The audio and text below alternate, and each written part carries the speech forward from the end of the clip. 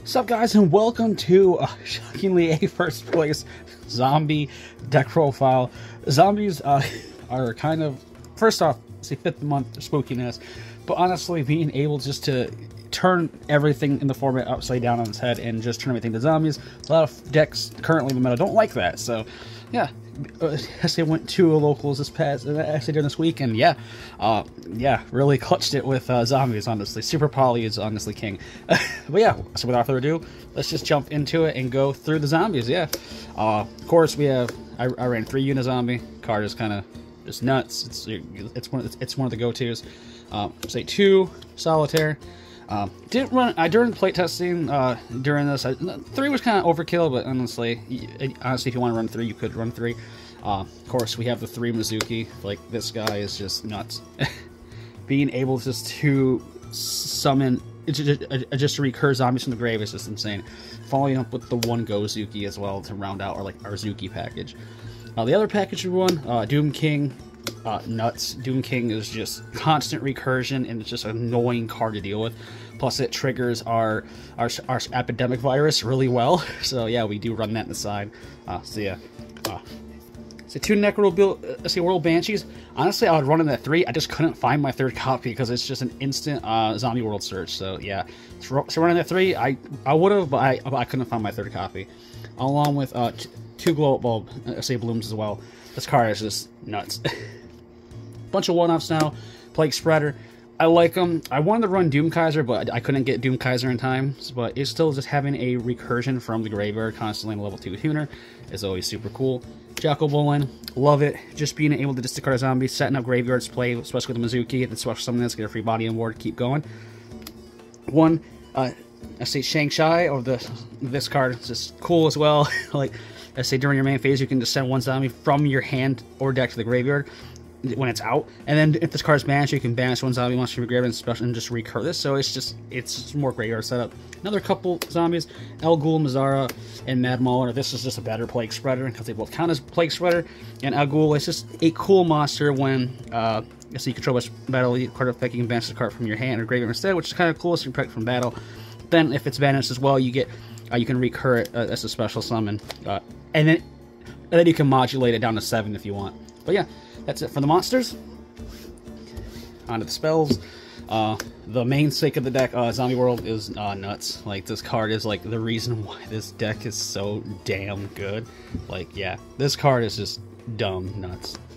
I say 3 Zombie World. We also one Book of Life. I thought it was gimmicky. It's super funny, and it's just OG cool zombie stuff. 1 Zombie Reborn is just nuts.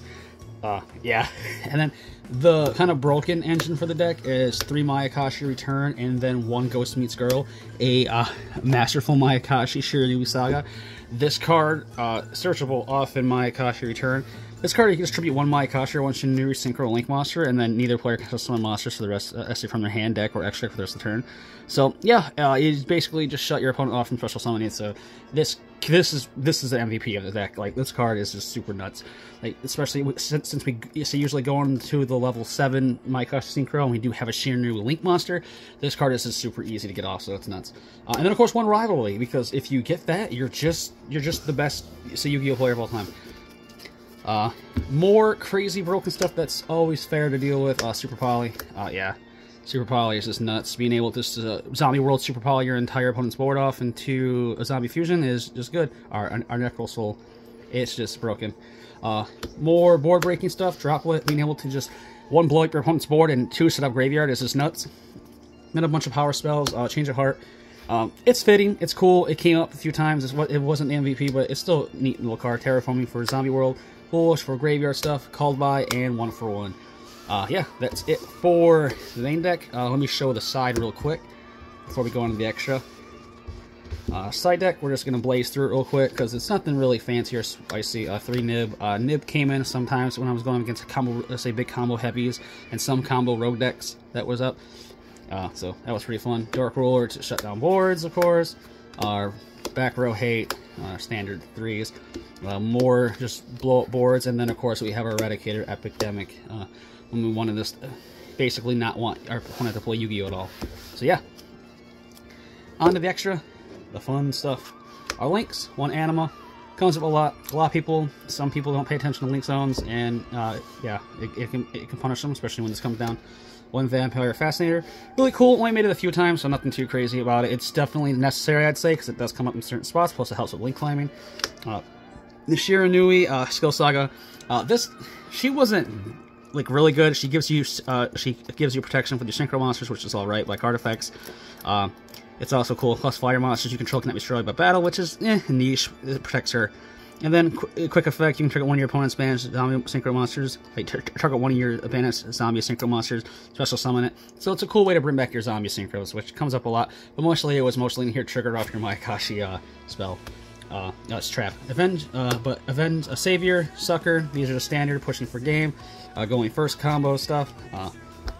Zombie Vampire card is just nuts. So yeah, Zombie Vampire is just nuts. I only went to a few times, but it's still nuts when it goes off.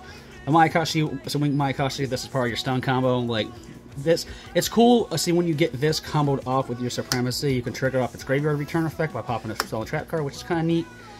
So it's just a cool thing. If you're not zombie locked, you also can go for Psychic and Punisher, push for game that way, and just get heavy aggro. But zombie staples now: Immortal Dragon, Red Eyes Zombie Necro Dragon. That card's low-key kind of nuts. Skeletal Dragon, the bigger Red Eyes. This guy is just nuts. Like that guy's yeah. Garuda for another super poly target, and of course our Draco, say Necro, say Nether Soul, our super poly target, and he's just an annoying card to deal with. Yeah. So yeah, that's it for the profile.